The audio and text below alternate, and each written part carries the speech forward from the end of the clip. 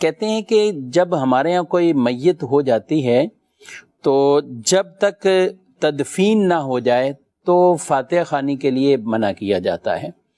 اچھا کوئی آ بھی جائے اور کوئی دعا کرتا ہے، دعا مغفرت کرتے ہیں، کئی مقامات پر ایسا ہوتا ہے کہ لوگ بیٹھے ہوتے ہیں، آتے ہیں فاتحہ پڑھیں، دعا کریں، لیکن اگر میت گھر میں موجود ہو، ابھی تدفین نہیں ہوئی، تو اس وقت دعا بھی نہیں کرنے دیتے اور فاتحہ خوانی کا بھی منع کرتے ہیں. کیا کہیں گے آپ؟ فاتحہ خوانی کا جو طریقہ کار ہے وہ یہی ہے کہ سورہ فاتحہ عمومی طور پہ اس میں پڑھی جاتی ہے.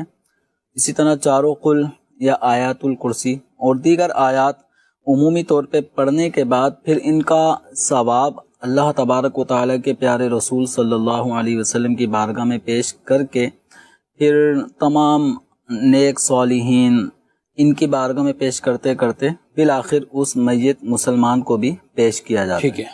تو فاتحہ خوانی دراصل ایصال ثواب ہے.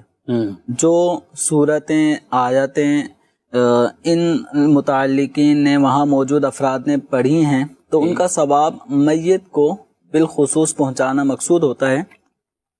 تو ایصال ثواب ہے اور ایصال ثواب کے لیے شریعت مطہرہ نے کوئی حد بندی نہیں کی.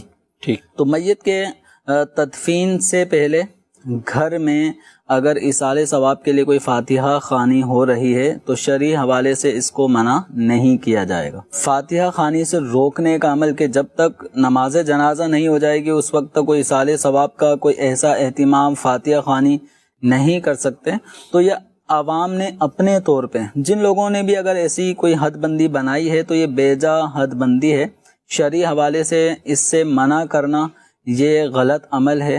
ایصال ثواب بلا شبہ کسی بھی موقع پر ہو سکتا ہے، تدفین سے پہلے بھی ہو سکتا ہے، نماز جنازہ سے پہلے بھی ہو سکتا ہے، نماز جنازہ کے بعد بھی ہو سکتا ہے.